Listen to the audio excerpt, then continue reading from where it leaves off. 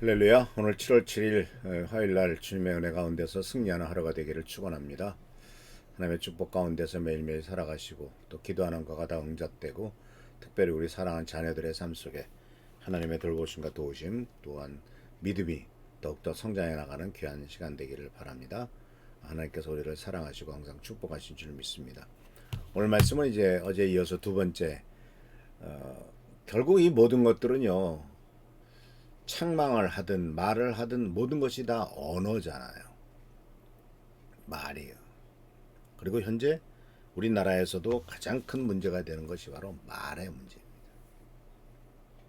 근데 왜냐하면요, 폭력을 쓰면은 힘으로 완력을 쓰면 이건 바로 법적인 문제가 되거든요.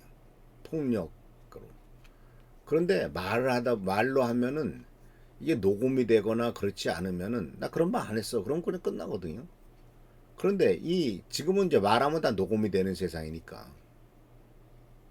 근데 그 말 자체가 자꾸 사랑과 축복의 말보다는 계속해서 부정적인 말, 사람을 죽이는 말, 혐오하는 말, 이런 말들이 계속 나온다는 거죠. 근데 성경은 뭐라고 말하고 계신 줄 아십니까? 잠언 18장 21절 말씀에 아주 강력한 말씀이었어요. 솔로몬이 이걸 그렇게 아주 분명히 알고 있었던 거죠. 죽고 사는 것이 혀의 힘에 달렸나니 혀를 쓰기 좋아하는 자는 혀의 열매를 먹으리라. 이건 좀 부정적인 말이죠. 죽고 사는 것이 혀의 힘에 살렸다. 살 수도 있어요. 그런데 대부분 말 한마디로 천냥빚을 갚는 축복길보다는 말 한마디 때문에 목숨이 날아가는. 그래서 우리나라 속담에 새치의 혀가 다섯 자의 몸을 살리고 죽이고 한다라는 말이 있고, 이 말에 대해서 조심하라고 하는 그 속담들이 우리나라에 참 많죠. 말로써 말 많으니 말 말할까 하노라, 이런 말도 있고, 바로 말 많은 집에 장을 쓰다라는 말도 있고, 그렇죠?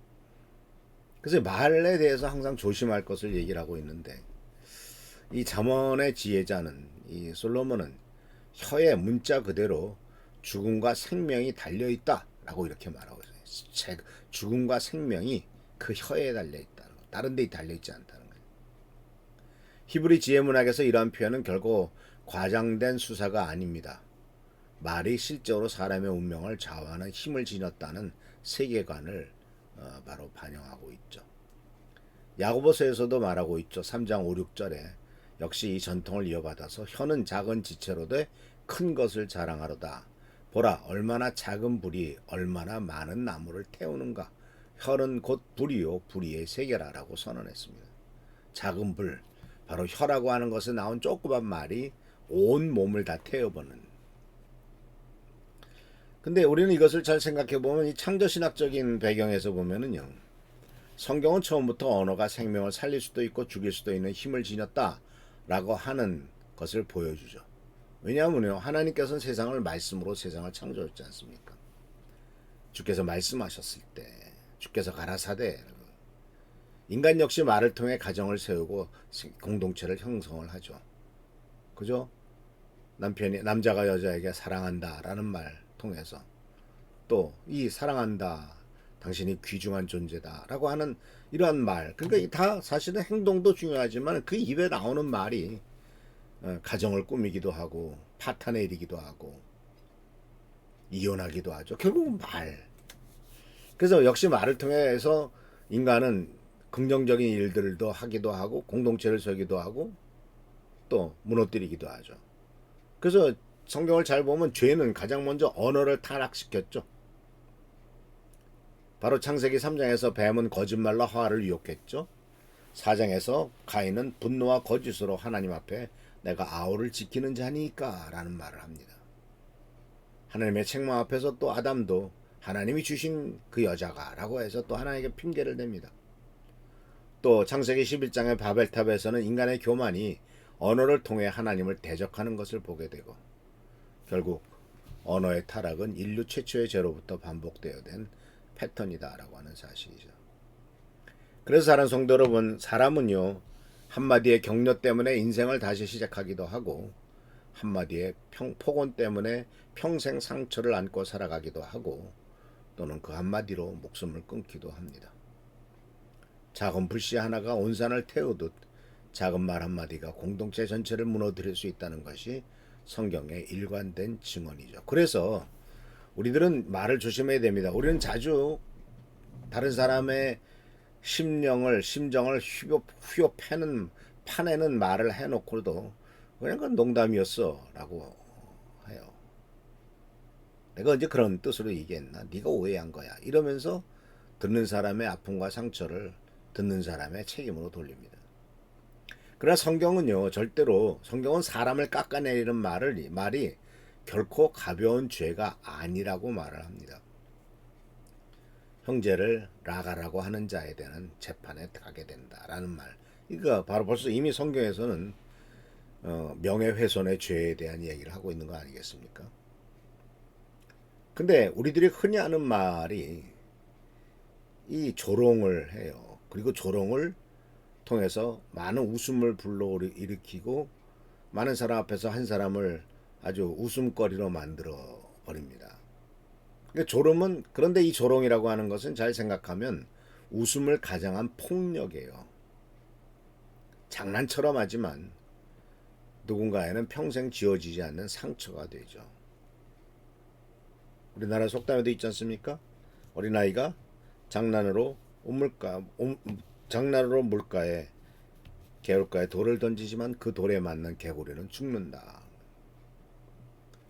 우리 사회는 밈이란 문화가 있죠. 이 밈이라고 하는 단어는 리차드 도킨스라는 사람이 바로 이기적인 유전자라는 책을 쓰면서 그 책 속에서 바로 인간의 그 유전자인 진이라고 하는 그러한 육체적인, 예를 들면 DNA라든가 무슨 뭐 미토콘드리아라든가 이런 그 육체적인 부모로부터 내려오는 이와 같은 유전적인 것에 대한 것을 진 또는 진이라고 말하는데, 근데 그것을 거기에 비교해서 정신적인 그러한 내려오는 것을 밈이란 말을 썼습니다.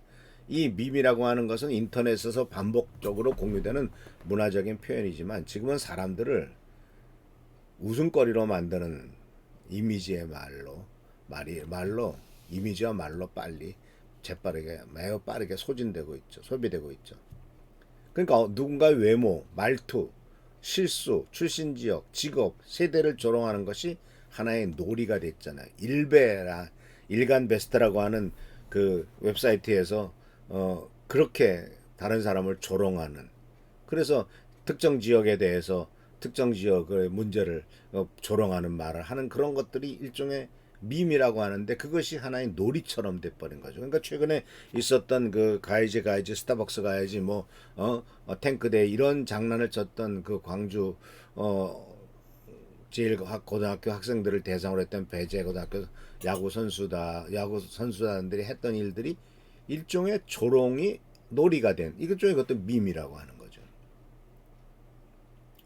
그래서 오히려 자기의 아픔과 고통스러운 것을 온라인에 올리면요, 일부 사람들은 그것을 피해자의 고통과 아픔에 공감하기보다는요, 그 글의 표현을 비웃고 외모를 조롱하고, 그래서 소위 말하는 2차 폭력을 가하죠.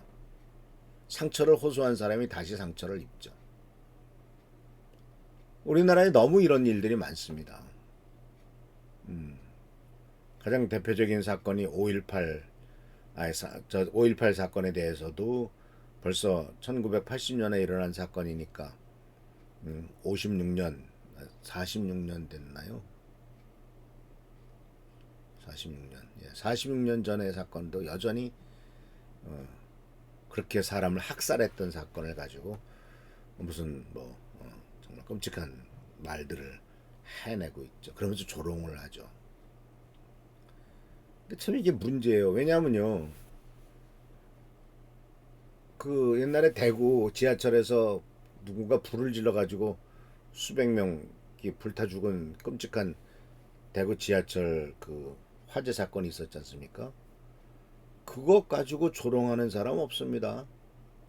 지하철 타야지, 대구 지하철 타야지. 그런 식으로 조롱하면요, 그럼 그렇다서 타 죽으란 얘기인데 그런 건 안 하잖아요.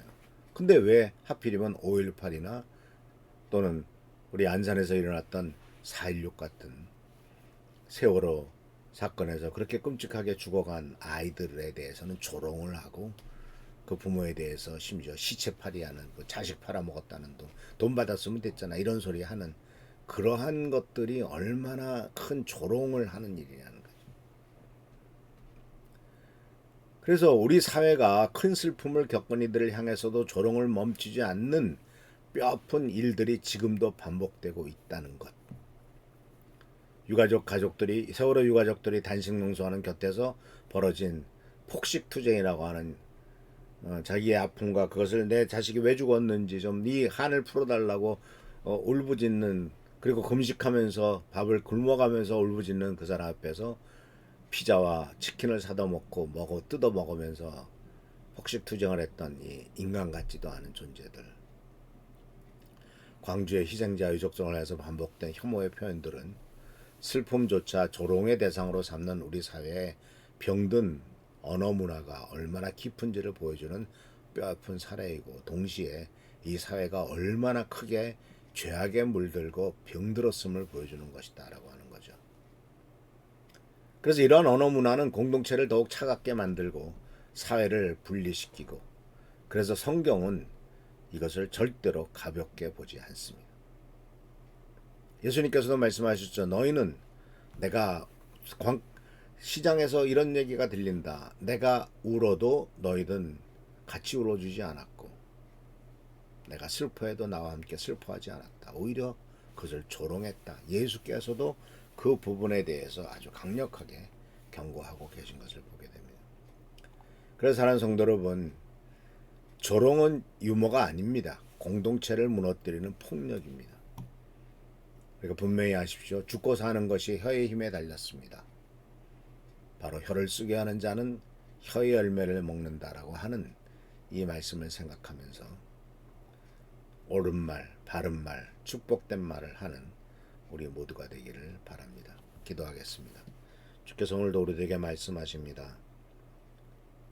혀를 통해서 넌 죽기도 하고 살기도 한다. 또 다른 사람을 죽이기도 하고 살리기도 한다. 이것을 잊지 말라고 말씀하시오니 우리가 이 하나님의 경고를 깨닫고 이 말씀 안에서 우리들 자신을 돌아보도록 인도하옵소서. 주께서 축복과 능력과 은총과 은혜 소리를 채워주시길 바라옵고 예수님의 이름으로 감사하며 간절히 기도하옵나이다. 아멘. 오늘도 주님의 은혜 가운데서 말씀대로 사는 귀한 하루가 되기를 축원합니다. 할렐루야 축복합니다.